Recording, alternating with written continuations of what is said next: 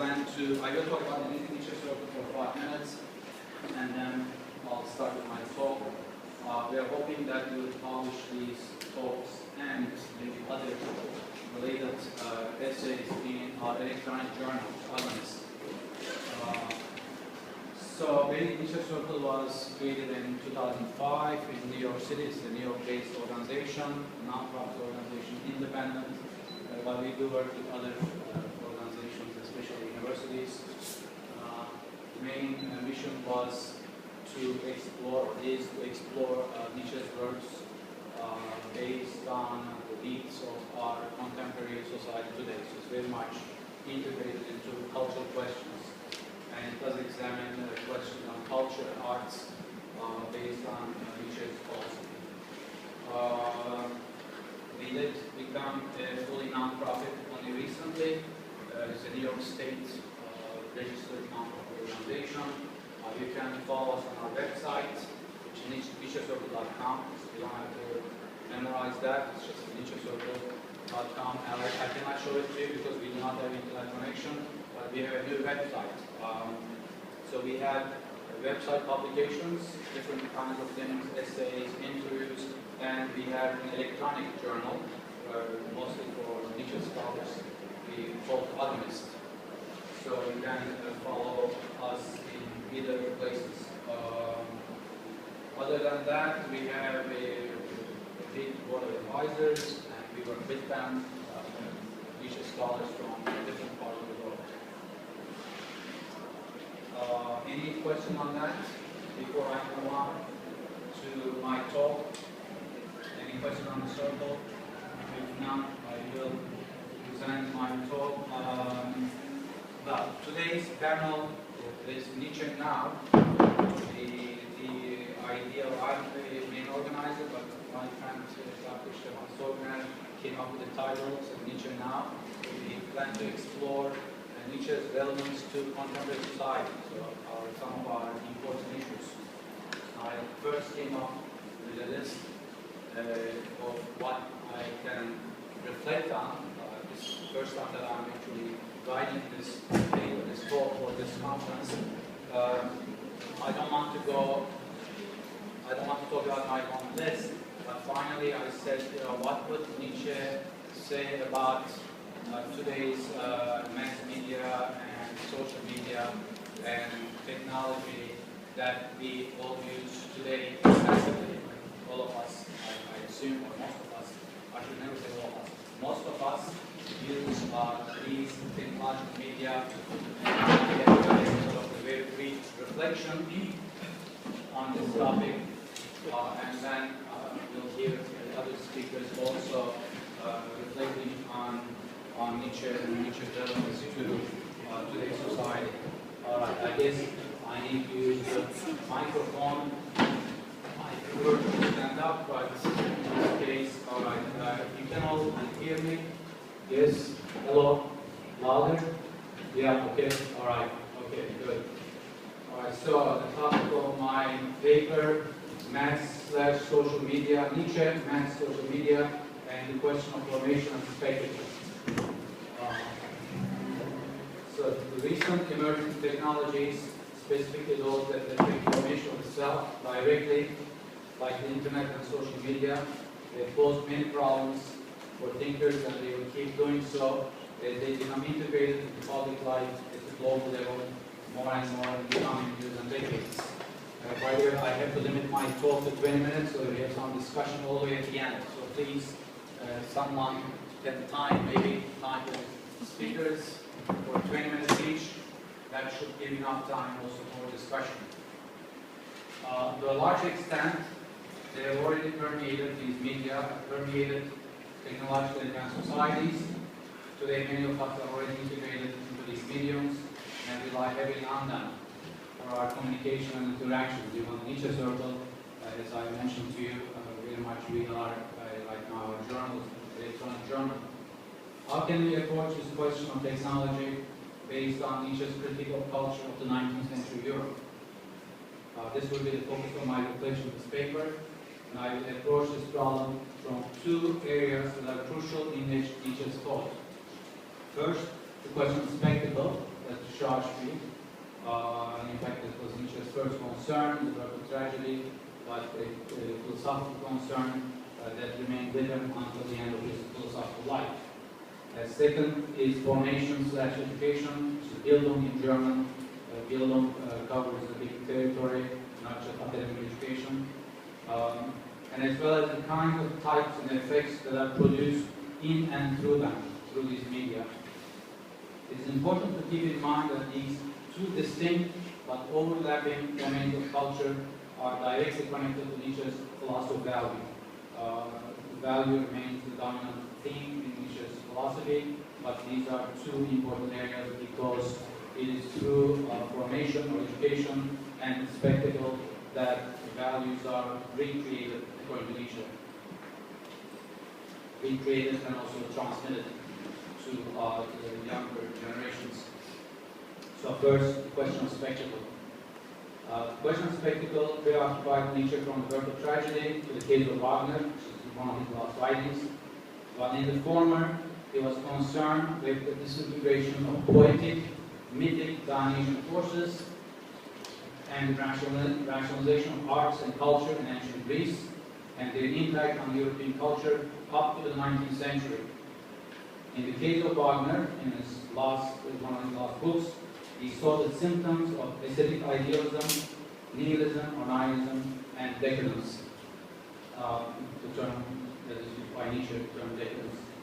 Although more than 2 millennia separates Wagner from Euripides, what we can gather from Nietzsche's critique of Euripidean and Wagnerian artistic spectacles are as follows.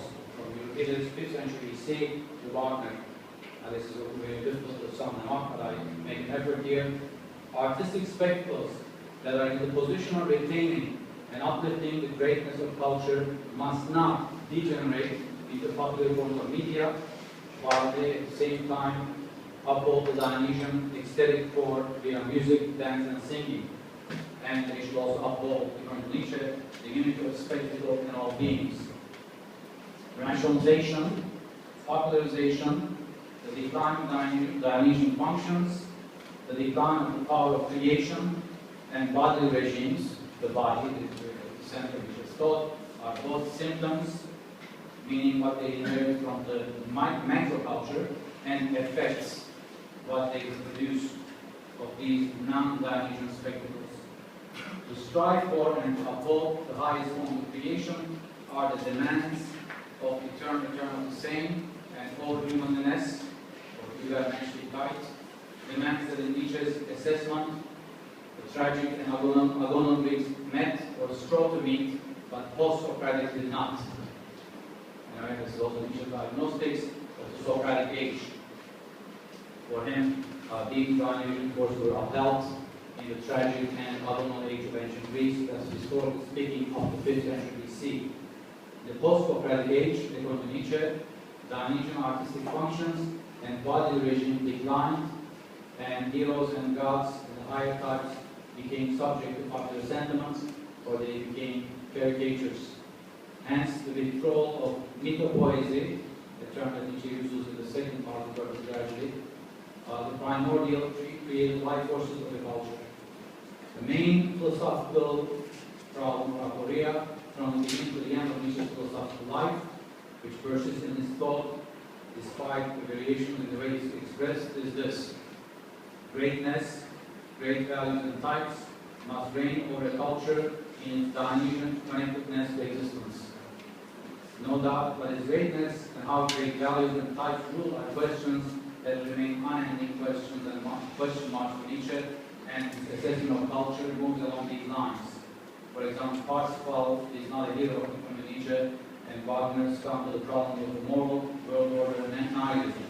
That's of course debatable, but this is Nietzsche's assessment. In his reflections on, this is the second part of my talk, his reflections on formation of culture in any of its form, that could be the general formation, upbringing, or academic education. Nietzsche repeats the same problem of production of greatness in the form of great values and types, great culture in general, vis-a-vis the concerns of society, whether they be economic, social, or political. Now, the problem is presented within a larger field of culture than an artistic field in the strict sense of the word. In the lecture that Nietzsche gave in 5 parts in the early 1872 at Basel University, called On the Future of Our Educational Institutions, he presented via fictional encounter with a philosopher the problem of education, which still eludes us today. If I can summarize the basic idea of these lectures, it will be this: practical professional education for self-preservation functions must not be confused or compromised with the education of great artistic philosophical spirits. And more importantly, the latter must not be compromised with the demands of the former. I think we have gone in the opposite direction of Nietzsche's prognosis, that we are now more into professional and practical education than ever. I'm a commercial interest, really very heavily in academic institutions as well, so we have declined even further than the 19th century in the formation of great spirits. This is my assessment. We can, of course, debate that. Our modern educational institutions have gone in the direction of useful education, useful quotation marks, and deprive culture from producing its great examples of spirit. In these lectures, the lecture I just mentioned, Nietzsche's critique is focused on the useful functions in human existence which stand in the way of greatness and the production of great spirits. As the philosopher in these lectures laments, quotation, all over I smell that resistance of the stupid world, that is, your guiltiness, end of your quotation. In a similar vein, in the Twilight of Idols, from the last year of his philosophical activity, Nietzsche regrets the decline of the German education and spirit. Quotation, even a rapid estimate shows that it is not only obvious that German culture is declining, but there is sufficient reason for that. End of quote. What Germans lack. In this critique, Nietzsche's scope is very broad. Spirit, education, university education are all included in his critique. He points out the fact that German culture no longer produces greatness, as exemplified by Kant, Goethe, Hegel, Heine, and Schopenhauer. Even some of these figures Nietzsche did not always like or critique, like Kant, Hegel, Hegel, Schopenhauer, but nonetheless, in this part, he considers these figures as examples of greatness. Since there are no great living examples, Nietzsche concludes that there are no educators. Quote, educators are lacking, not counting the most exceptional of exceptions, the very first condition of education. End of quotation. Now I can't remember what word Nietzsche used in German, but most likely, I don't know if anybody remembers, it should be Bildung, but it could be Ausbildung as well. I don't think it would be error. We have to check the original. But all these terms overlap. They have to do with formation of individual, and Nietzsche's main concern is formation from birth to death. So today we have a very limited conception of education. So Nietzsche is more Greek as well in this sense, the formation. In this context, Nietzsche diagnoses the problem in politics and the rise of the German state, as he shows how investment in politics in this way, in grand politics, is a divestment in culture. Quotation, we once spent oneself for power politics, for economics, world trade, parliamentarianism, and military interests. If one spends in this direction, the quantum of understanding, seriousness, will, and self-overcoming which one represents, then it will be lacking for the other direction. End of quote. Hegemonization of political power in the hands of one big state machine emaciates cultural power and the power of weaker voices. In a way, that also ties with Nietzsche's diagnosis of ancient Greek polis, political culture, where small states, city-states, produce great works of art or great works of culture. But then, when the polises became superpowers like Athens and Sparta, that artistic culture production declined in due proportion, and then later on you also be bigger empire, Alexander the Great and all that.